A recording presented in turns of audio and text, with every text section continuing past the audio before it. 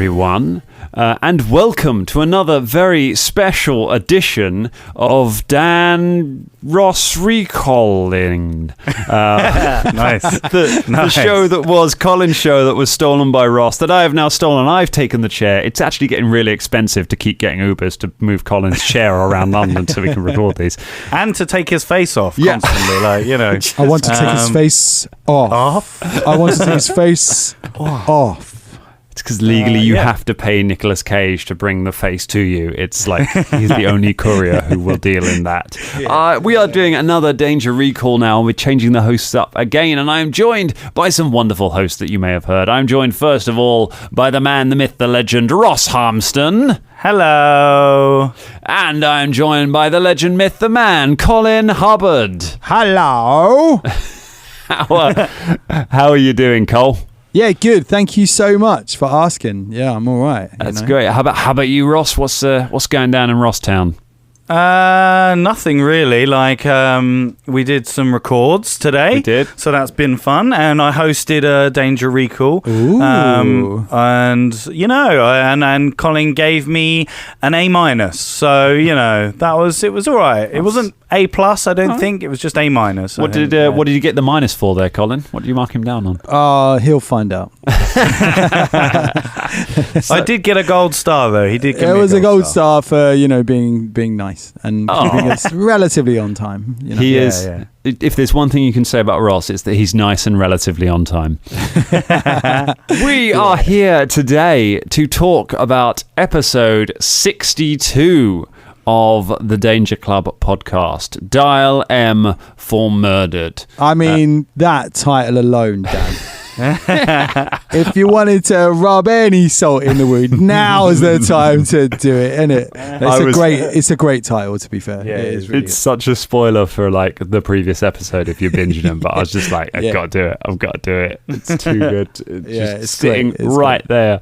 The first episode without M in it, but the first episode with a whole lot of other stuff in it. We have got in this music from Kevin MacLeod from Sword Coast Soundscapes, Mattia Capelli, Techno Axe, Chan Walrus, and Ross Bugden.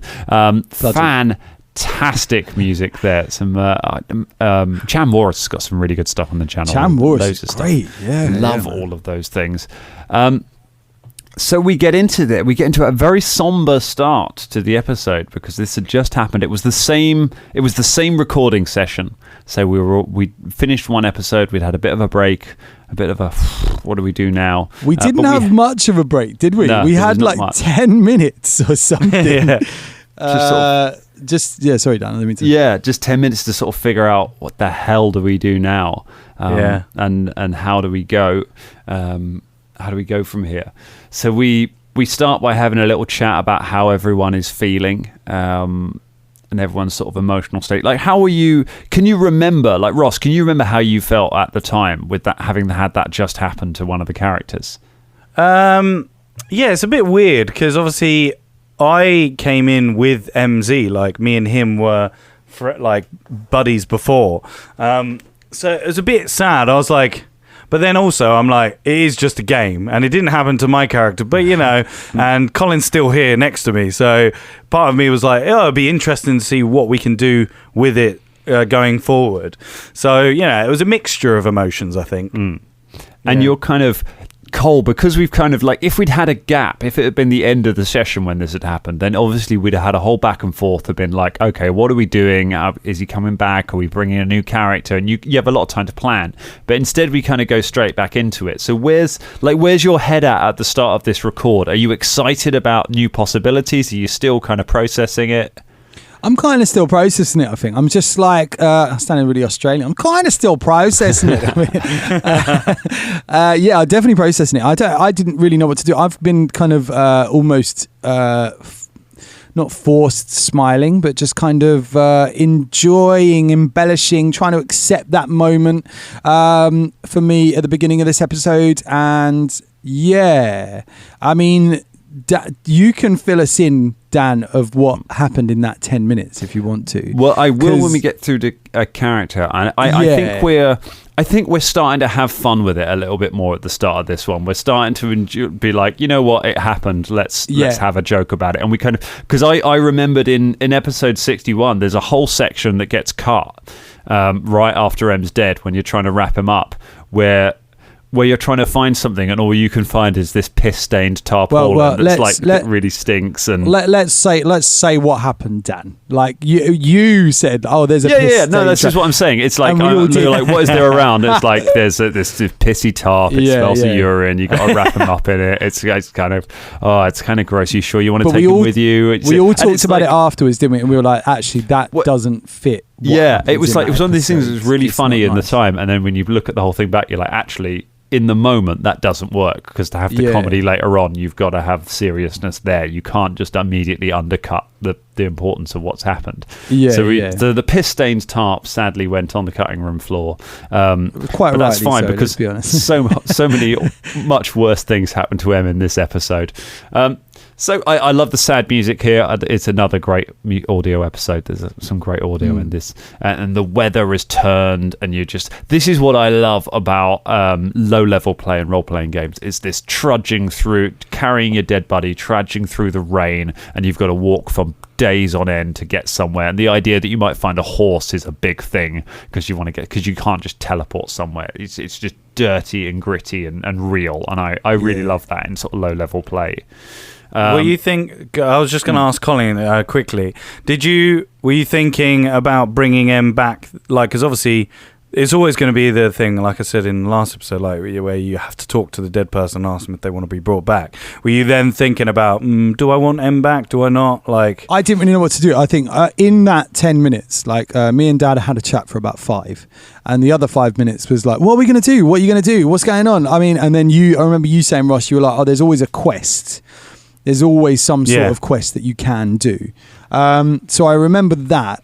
But I think at the time I was just concentrating on what to do for this episode rather than the overarching arc of what to do with them. So Em was like, and you're right, Dan, this episode was full of bits of comedy with Em's body. And that, I think it was quite right that we left it until this one.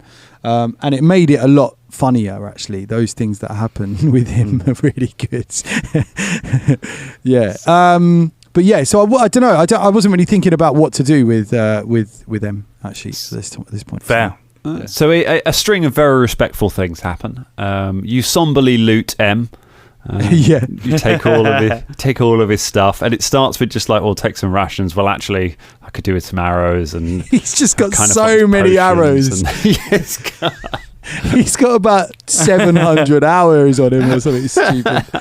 Yeah, we're not using the encumbered rules, are we? This enormous quiver, this basket he's been carrying the whole time. yeah. He's also got this huge tent on his back, 2 swords. You take his honey.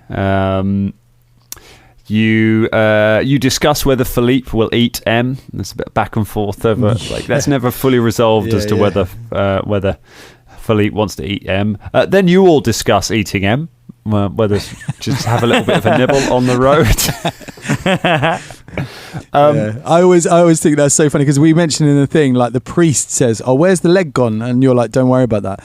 But I imagine, like, what if you did eat the leg and then you brought Em back and he wakes up and he's like, where's my fucking leg? Yeah. Like permanently change the character. And then for the rest of the time, Fulton just looks at Em with like hungry eyes. He's got a taste for the meat. I've got a taste for it now. Constantly thinking about eating Em. That would be really funny. Yeah. I mean, this is really where there's some nice Fulton bits amongst this, and we had sort of the drunk last time, and there's some more of this now. But this is really where we start to see the relationship between Em and Fulton. We see how important it actually was, because we have a lot of sort of buddy moments and funny moments when they're alive, but because they're lads, they're that kind of, they're just mates, and it's only now that we kind of see how important that relationship was to Fulton and how close they were. Like, what's going on in Fulton's head right now as he realizes all of this?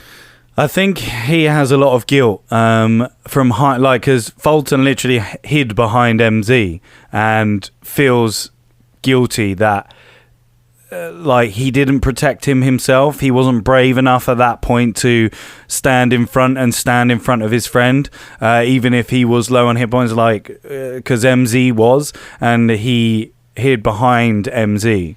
So he feels a lot of guilt, and also the fact that MZ to him, because he's met loads of people before on the road after he left High Helm, but this person is like a weird brother, like a brother to him. So when he lost him, he felt like just a bit like, no, you got to bring him back. He'll do anything to bring him back.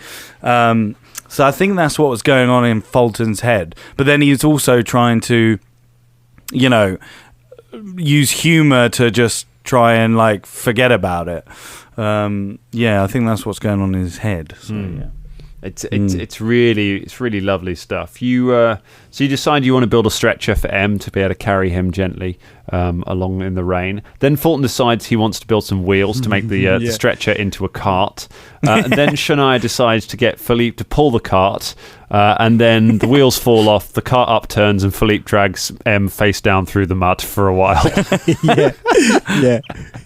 Oh, yeah. But that's proper Danger Club, isn't it? It is very so Danger Club of just to do that much tragedy and then just to have this. And it's the weird acceptance of it where everyone's just like, it's fine.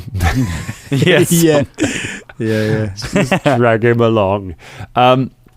So I'm going to keep fast forwarding to get Colin a bit more into it. So we then come across a farmhouse. I can tell you there were some encounters in here that got dropped from the story. There were some travel encounters. There was a flash flood where you were going to almost get swept away by a river. There was some Merrows, which are like aquatic trolls that would be lying in wait for you along the way. But all of that got turfed out so we could focus on the inter-character thing, because we're not going to have a fight with some trolls while Colin's sitting on the side not playing. So it's get rid of all of that, have a bit of game. So we come upon a farmhouse which was in the narrative already but was adapted. You knock on the door opens, and the 8th player character to be a part of the Danger Club podcast so far opens the door. Colin, just how much thought had you put into what was about to happen when you opened that door? Not much at all. This was purely off the top of my head. Whatever came out of my mouth was just instantaneous kind of, the voice, the everything about it. I just had no idea, because in that 5 minutes, Dan, what did we do? Yeah. We went and had a chat. So there was, the farmhouse was already there, and there was already a farmer. And literally, there was there is a farmer there. He's got horses. But he likes Uncle Gooden, and that was kind of the whole setup of just I'm going to put an NPC here where the easiest thing for you to do is to kill this innocent person and take his horses or steal them. And I'm just just because I just want to see how that plays out when you're under stress and you're under pressure, and that'll be a fun thing.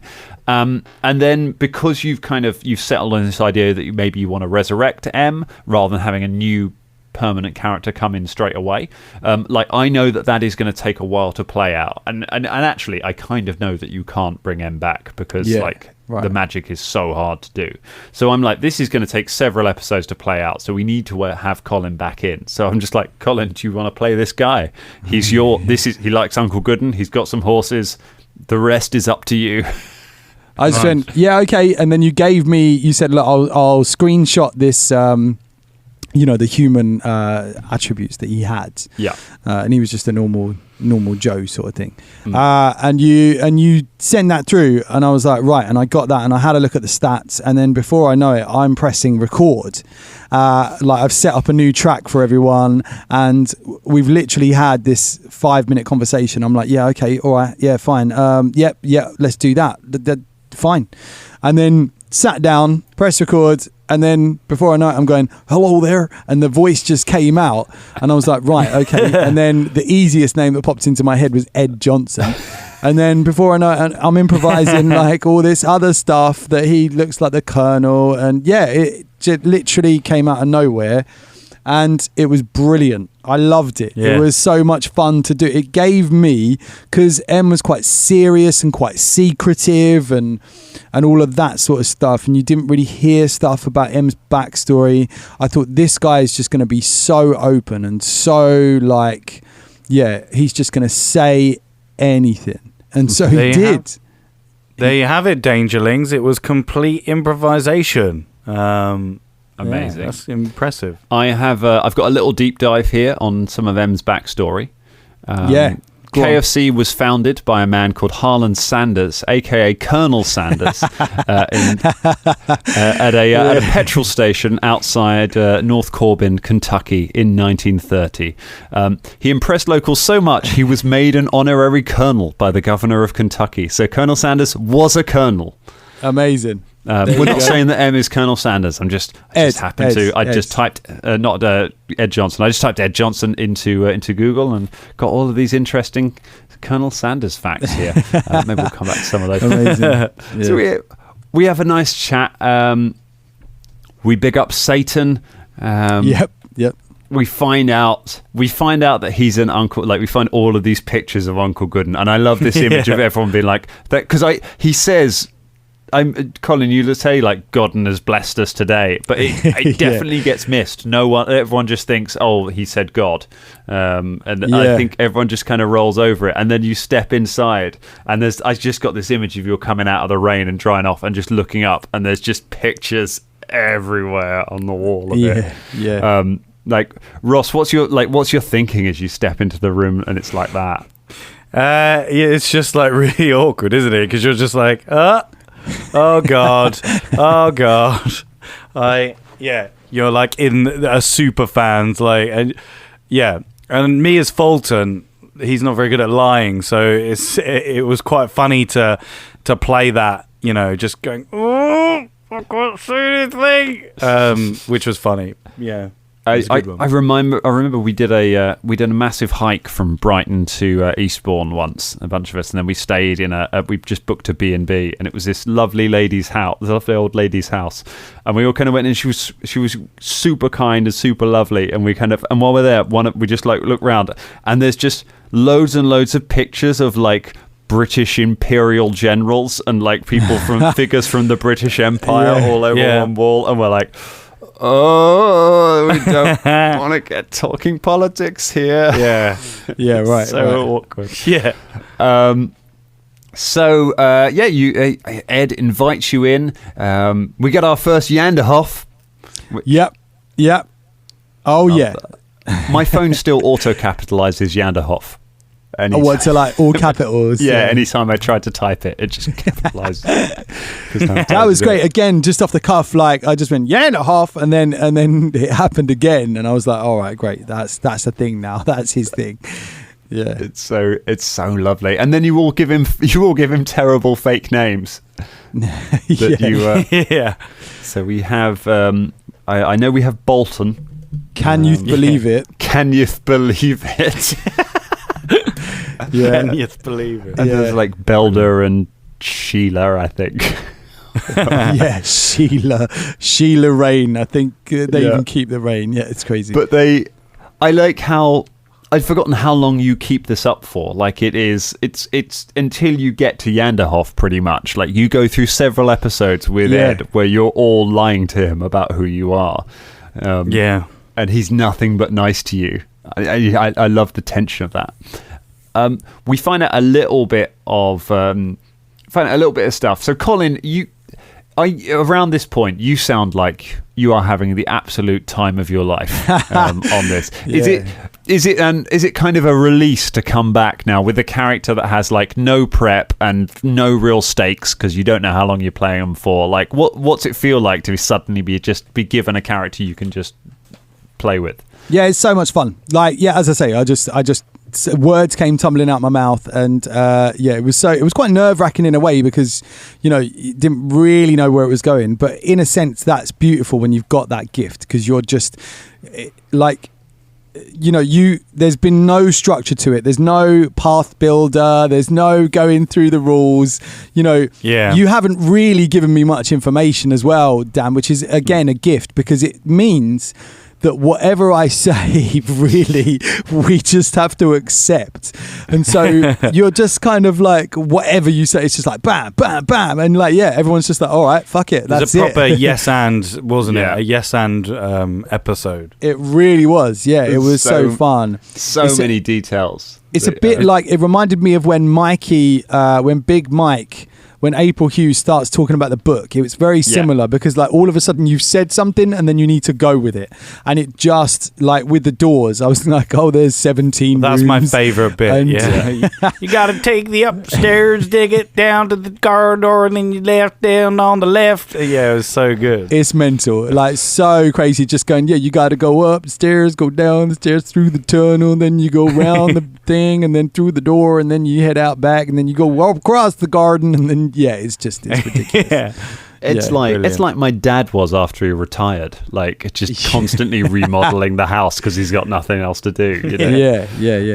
It was good to play an older person as well, and just like kind of make him, in his 60s or whatever, like an older guy that's been left alone for a long time. I like that he has a slightly shabby cream suit at the start as well, and then gradually as he reappears in like guest spots later on throughout the show, when he kind of crops up again, the suit just gets whiter and whiter. As he levels up. That's the only thing he likes to do, is get a new suit that's really white. Yeah. So here's a question for you, Colin. Go on. Who's Aunt Sally?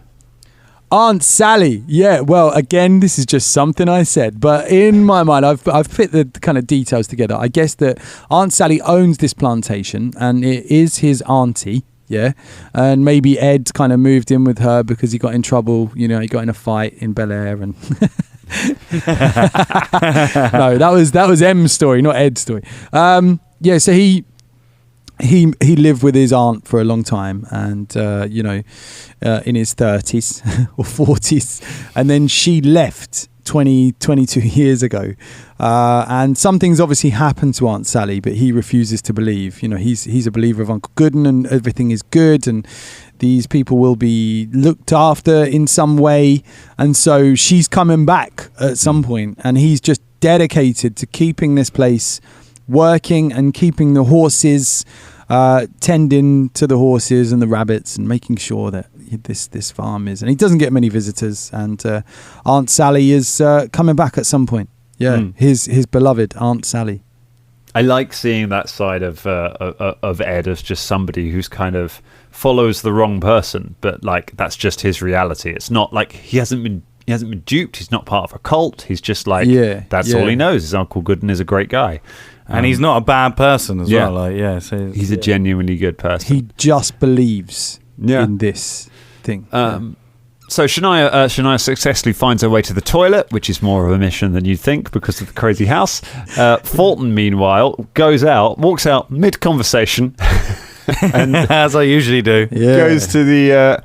that's how Fulton does character shit. Fulton takes the character shit in front of you. That's how he does this. I do a Velda leaves, basically, without saying it. That's why I get on with him. Fulton walks to the... Fulton walks outside, goes to a bridge, and throws his crown and cloak into the river. Fulton's had a big character moment here. Bearing in mind, this is a paper crown. So just it's probably disintegrated miles before that in the rain. I take the teddy bear head off, like the lion head off as well, and take the crown off, and then toss it into the river, because he's a changed guy now since his best friends died, and that reminds him too much of MZ, as well as the dead body, obviously, of MZ in a piss-stained tarp. I'm joking. But I think I wanted that to be like a little moment of just like, no, like I take it off and just remove it, because it reminds him too much of a time when he was with MZ. Nice. And he swears to be a new man and not chase crowns and get people hurt through foolish actions. And little does he learn. Little does he learn. That works out very, very well there. Back in the house, Ed goes off to make everyone a salad. Yeah. Meanwhile, the rest of you decide to leave some money and steal the horses. And there's a bit of back and forth about like, well, how does Colin get back in the story if we run away from his character? I'm sure we'd have figured out a way to do it. You argue, you put gold in, you take gold out, you swap gold around, you argue over how much gold and who's putting the gold in and whether they should leave a tip. You end up leaving you leave 30 gold pieces for Ed. In fact, you leave slightly less than 30, and then Caragor tops it up as like a bit extra. He's like, because we're stealing, we're going to give him a bit more. So 30 gold pieces for the 4 horses that we're going to take from here. Just to let you know, a single horse costs 75 gold pieces. So they were just like, he'll be grateful for this, less than half the value of one horse. This was classic for me. This moment was really difficult because like I'd improvised all that and I felt like, okay, I've got somewhere now with this character and I feel like this is quite fun and we could do this. And then Scott turns around and says, no, let's get out of here. And I'm like, I'm sitting there looking at him over the table going, what the fuck, man? Now I need to come up with a new character? No, I'm coming back in. And then I'm like, Dan, I can hear this, right? Yeah. I mean, you designed the house, so you designed the walls to be paper thin. So you, Well, actually, if you remember, the way you hear them, the way Ed hears them is that you all leave the money, you sneak out of the house to go and get the horses, and then you realise that M's dead body is still lying in one of the bedrooms in the house. You've literally just left your dead friend behind. So you go back in and try and steal M out of the house. But the eagle ears of Ed, the high perception rolling of Colin endures beyond a single character, and Ed catches you in the act and insists on coming with you. Sit down. You have he makes you a dinner of salad with a side of leftover stew. So Ed, the way Ed talks about Gooden, he talks about him like a religious kind of following, he's in a cult for Uncle Gooden, which given that Uncle Gooden is in a cult, like Uncle Gooden has a cult within a cult. The boxes within that, and of course you're talking about Gooden while Gooden's head is in a bag under the table. That was brilliant. That was amazing. You're all talking. So at this point, like after having had almost a whole episode of it, Colin, are you thinking kind of, do you have any thoughts on how long you're going to play Ed for now? Are you like, I like this, I'm going to go with it? Or are you thinking, I'm just going to ride this out and we'll see how it goes? I didn't really know, actually, to be again, it was all thrust upon me quite quick. I think I was really enjoying playing Ed Johnson. It was such fun, and it always has been from then on, any time that he's been in an episode. I think there was a little part of me that wanted to create a character from scratch, because I'd only ever done it once with MZ, and so kind of the bit, I know we could have gone back and built Ed Johnson again, like we could have done it from scratch, but essentially things that were there in place already. And so that's what I was kind of thinking. I wasn't sure if he was going to stick around too long because of that. But go on. He's such a great sort of single arc character, isn't he? He's great to come because he's got just such a great story there. You're going to this one place.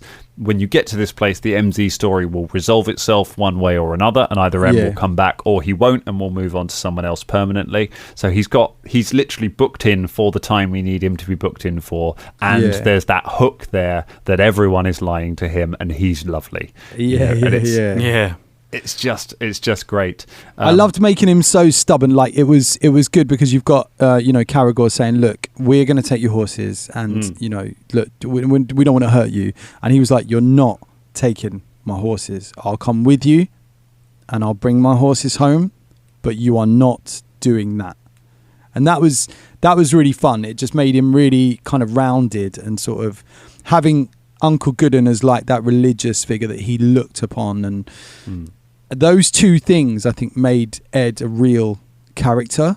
You know, it was weird, like this crazy character which could have been just fun and we could have just done one episode, but I think those two things actually, I think it just made him really sort of grounded and sort of like, this is actually quite truthful, you know. He's a fully rounded character. I can tell you, the Colonel also has his own video game. It's called Colonel Quest. The aim of the game is to collect as many tricking drumsticks as possible, and you do this by learning information about the Colonel's colourful life. Which just does sound like he's got some skeletons in his family bucket there. Really does. Yeah. Colourful life. Finally we meet the horses: Billy, Bobby, Brenda, and Beatrice. Yeah.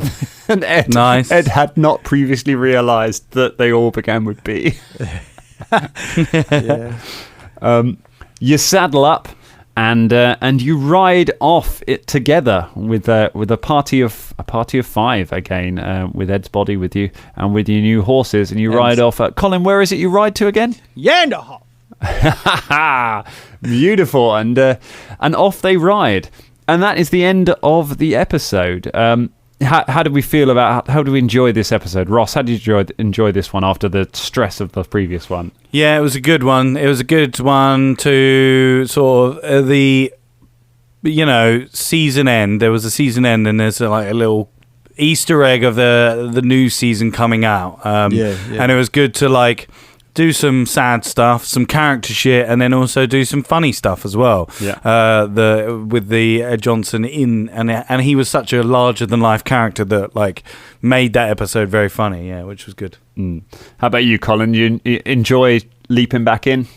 Classic Danger Club stuff. Classic, like I know we keep saying it, but it's amazing just to sit around a table with you lot because things like that happen. We have this amazing bit of drama, which really does make us emotional in the moment. We're like, oh my God, that's really, really deep. And then to all of a sudden come back and do something so funny and for so much fun to be involved in. Like we were literally around the table, like, sorry to talk about The Simpsons again, but when Bart and Lisa phone up Mo and they're like literally like banging the table going, it was like that. We were all laughing at each other so much in episodes like that. We sort of do the drama and then we do the next thing where we just have a silly moment. And it's great. Yeah. So it was very enjoyable and we needed MZ to die to have that moment. So that was really nice as a player as well to go, do you know what? Something special has come out of this actually. Yeah. Absolutely we did. That is a beautiful sentiment to end on. And end on it we will. Dangerlings, Danger Recall is going to take a little bit of a break after this episode. You've stolen Recall from me and now it's going? Yep, that's it. I'm taking it, I'm screwing it up and throwing it out the window. There we go. No, we have planned this, Dangerlings. It's all right. No. So the reason for that is, we've reached a nice point. We've reached the end of MZ's journey, the beginning of a new chapter for the Danger Club. And we thought that's a good point to take a little pause on that and see about doing something else. So over the next few weeks, we're going to have our Christmas special, which is going to be very exciting. I hope we haven't recorded it yet, but it's going to be really good. We've got some really good ideas for what we're going to do with that. That will take you through December and into the new year. And then in the new year, we've got some brand new ideas for a few brand new shows that we're going to try on this one. So fear not, dear patrons, you are going to be continuing to get a brand new episode every week of something. And Recall will come back. Oh yeah, we'll bring it back one day. We'll bring it back. Because I want to re-listen to some of these episodes that we've got coming up. There's some that I've forgotten so much about. All the stuff like the journey, all the stuff in Yanderhof, the journey from Yanderhof to Tamron, like we've got where we convert to second edition. The stuff in Skelt where you've got to change the money over. Do you remember all of that? The Bureau de Change, all the stuff about vending machines and cuddly benches and. There's so many little bits that I cannot wait to come back to. So this has been joyously fun, and we will come back to it. But before that, we will experiment with some very exciting new things for you, Dangerlings. So strap in. We've got some good stuff coming up. So all that remains is for me to thank the cast of Danger Recall. Thank you to James, thank you to Scott, thank you to Drummond, who are all not here, thank you to April, and thank you to Rachel, who have contributed to this show along the way. And in the room, thank you, Ross, for joining us today. Thank you, recallers. Well, I'm going to recall out of here. Recall out of here. And of course, what can we say? Thank you to the original, the greatest, the one and only host of Danger Recall, Colin Hubbard. Thank you very much. I recall my emotions here. Thank you so much for listening, Dangerlings. This has been a little baby of mine, I guess, for a while. And thank you, Ross. Thank you, Dan, for hosting the last couple of weeks. I felt like that was important for other people to host as well. Bye, Dangerlings. Been tremendous fun. See you for Christmas specials next week. Goodbye. Bye.